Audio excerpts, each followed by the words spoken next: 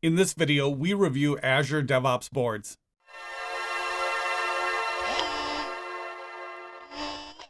Hello everyone, I'm Travis and this is Geraldos. In this video, we review Azure DevOps Boards. I'm a fan of this feature because of how easy it makes planning and allocating work items in Azure DevOps. There's a lot of flexibility in the different development methodologies boards can be applied to. And best of all, you can get started with Azure DevOps Boards for free at dev.azure.com. Before we get started, please like, subscribe to the channel, comment, and if you find this useful, let everyone know on your favorite social media platform. Also, check out my courses on udemy.com and follow me on Twitter. Back to it, Azure DevOps Boards is for planning, organizing, and monitoring work. It's just one of the features built into Azure DevOps to support the DevOps process. Be sure to check out my last video on Azure DevOps and the DevOps methodology if you haven't already. Azure DevOps Board supports Agile, Scrum, and Kanban, but is flexible enough with customizations to fit most organizations' needs. Before we get into Azure DevOps Boards in the portal, I need to point out that this video is intended to be an introduction to boards. Azure DevOps Boards can be applied to many different development methodologies such as Scrum and Agile. It's difficult to talk about boards without bringing these up, but that's not what this video is intended to be about. I'm trying to keep it as a generic overview of the capabilities and how to use the interface. The way it's applied in real life will depend on the development practices your organization has in place. If you're just getting started, all of the information in the interface can be overwhelming. But once you get an understanding of how it works, it makes a lot more sense. With that in mind, let's jump into the portal and get started. To get started, we need to create a project. If you're not signed up for Azure DevOps, you can create an account for free at dev.azure.com. Let's create a new project by clicking on, New Project. For this example, I'm going to create a basic and a Scrum project. This is just to give a brief overview of some of the differences. The project name for this example is Scrum Demo. You can add a description and make it public or private. Go to Advanced. Here we can select our version control, and under Work Item Process, we have the option for Agile, Basic, CMMI, and Scrum. Select Scrum for this example. Click Create. Let's go back to the organization. Now let's create another new project. This is the one we're going to actually use. We'll give it a name, Basic Demo. And under Advanced, we'll leave it as Basic. Great. From here, in our basic project, let's go to Boards. And this is what I want to show. If we go to Work Items, we have 3, Epic, Issue, and Task. Now let's go back to the organization. And we'll go into Scrum Demo, to Boards, and under Work Item Tasks, you can see we have several additional ones. This is intended to match with the Scrum development methodology.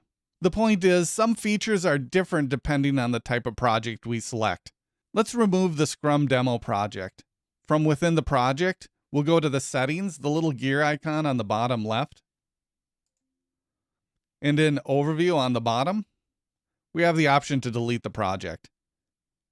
You have to type in the name of the project to delete it. Notice also that the project can be recovered up to 21 days after it's deleted. We'll click Delete. For the rest of this, we'll work with the basic demo. The account I'm logged in as is the admin. We'll also have a user account that we'll assign tasks to. We have to have users to assign work to, or I'd have to do it all myself. From the main project page, select Invite. If the user is email enabled, they'll get an invitation to join the project. You can also create multiple teams in a project and select what team you want to add them to. Let's take a look at another way to do this. Go to Project Settings. That's the gear icon. Go to Teams. Select the team and Add. From here, add the UPN of an account to add to the project. The user account I'm adding is not email enabled. We'll add the user and click Save. Let's log into Azure DevOps as that user. You can either use a different web browser or an in-private window. We'll go to dev.azure.com. Sign in.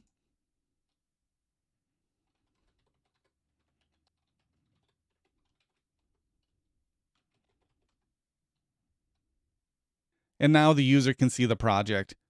If the user is already logged in, they may need to log out and log back in to see the changes. Let's create a work item next. We'll go back to the admin view. We'll go to Boards. And we'll start with the best way not to do this. When we open Boards, it puts us in Work Items with a Create New Work Item option. Let's add a new task.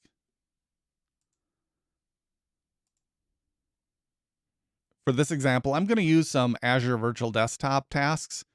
The tasks themselves don't matter. This is just an example I'm using. Let's give this item a name. Prep subscription for AVD for this example. We'll assign a user. Give it a description. For Azure Virtual Desktop, we have to configure a VNet and Active Directory. Once finished, click Save. If we go back to the user view, we should see the new task.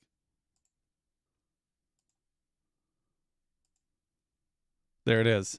Notice at the top we have some filter options. We can change this to assigned just to me.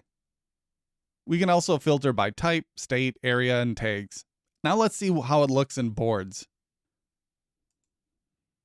It's not there. Let's go back to the other admin view. Here we are logged in as the admin. Let's go to Boards. It's not there either. So what happened? To understand this, let's view the hierarchy of basic items real quick. Here's the Azure DevOps documentation. And if we scroll down and look at the different project types, if we go to Basic, it shows the hierarchy of epic, issue, and task. Epic is high level. It's a portfolio of product backlogs or issues. Don't think of an issue as a problem or a bug. An issue is a unit of work. An issue is a problem that our development efforts are trying to solve. A feature add or an upgrade, for example. Tasks are steps needed to complete an issue. An issue can have multiple tasks, and an epic is made up of multiple issues. The board only shows issues related to an epic. A task alone will not show up, because that should be a property of an issue. The task we added previously should have been an issue. The issue is that our subscription is not ready for Azure Virtual Desktop. Tasks are steps to complete that issue. And remember, each development methodology has a different set of hierarchies. We can see for the Agile process, Scrum, and CMMI. Let's go back to the DevOps portal. The work item view is a way to see a list of all items, and we can filter it down to just items assigned to us, or just with specific tags, or different types. It's also the default view when we open Boards, but it's not the best place to create and manage work items. A better place for creating and managing work items is Backlogs. Backlog is a list of items that have to be done to complete an epic. This view allows us to create issues and related task work items for the project. Before we add any new work item, let's convert the task we previously added to an issue. We'll go back to Work Items, open up the task, and with the 3 dots on the right, we'll select Change Type. And we'll change it to an issue. And click OK. Don't forget to click Save. Now if we go into Boards, it shows we have the issue now. And if we go back to the user view, it shows up automatically there as well. From the admin view, let's go back to Backlogs. Now it shows the issue of prep the subscription for AVD, but there are 2 tasks required to complete that issue. So if we click on the plus sign, we can create a task. So this one will be create the VNet. And we can add a description.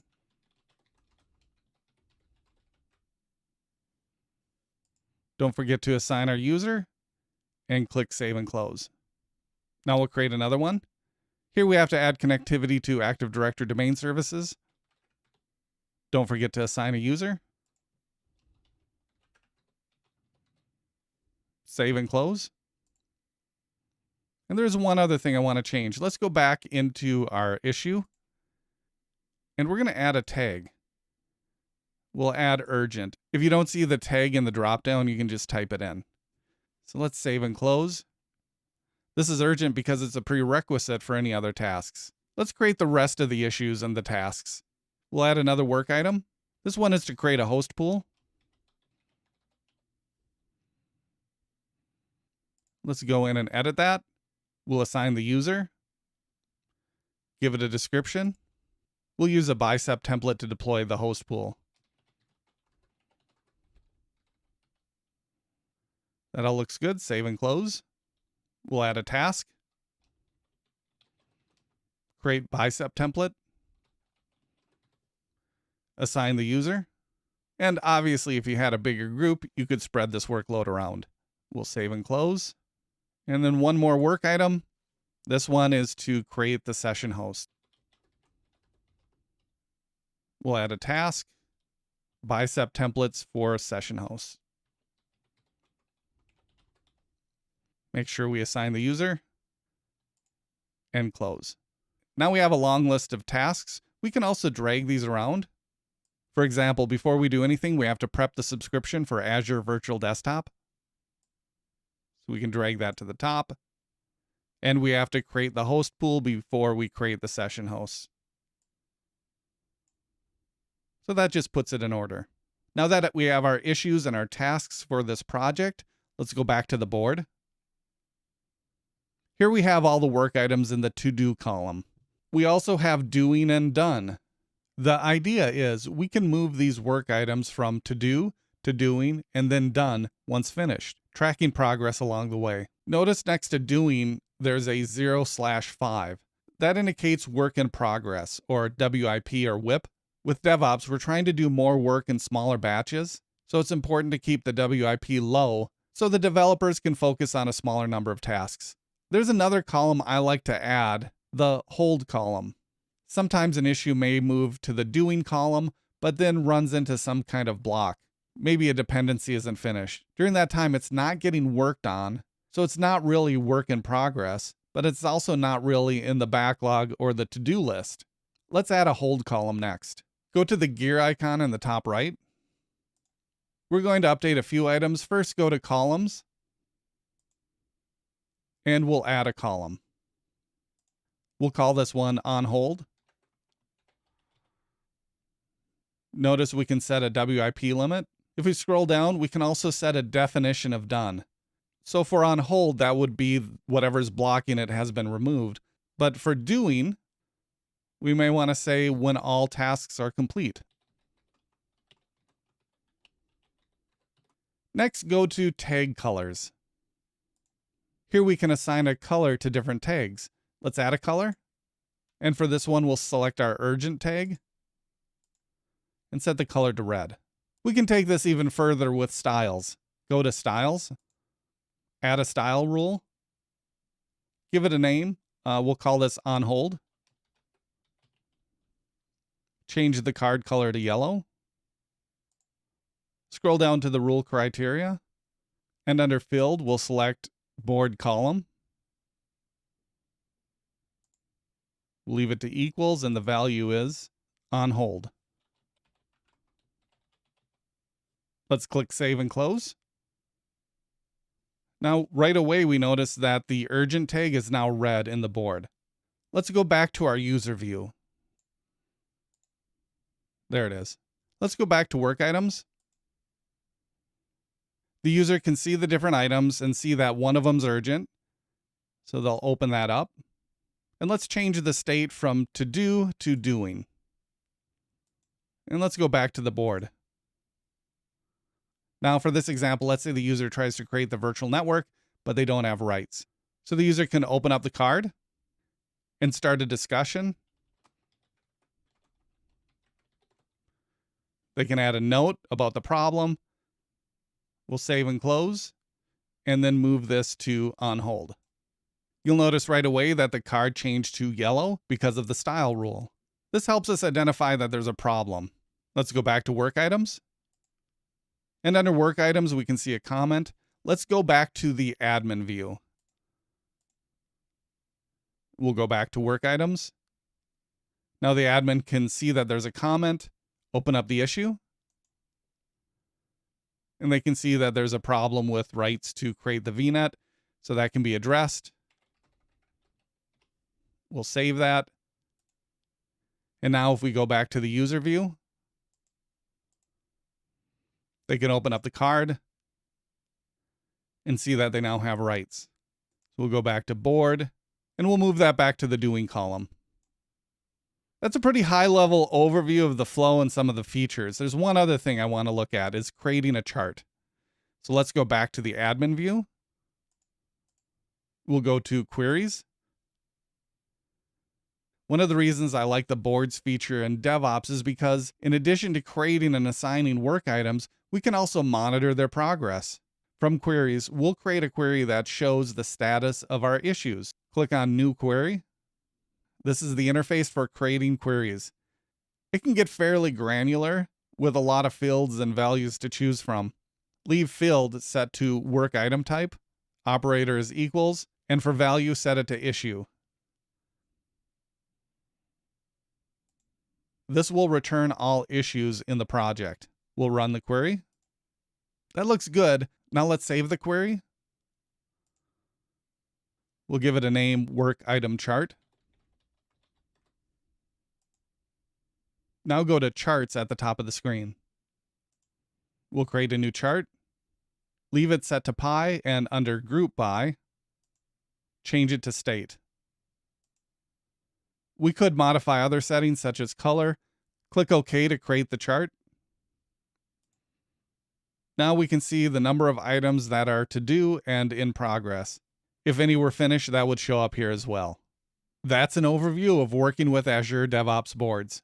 That was an overview of creating and managing users on a project, creating work items, changing the board, and creating queries and charts in Azure DevOps Boards.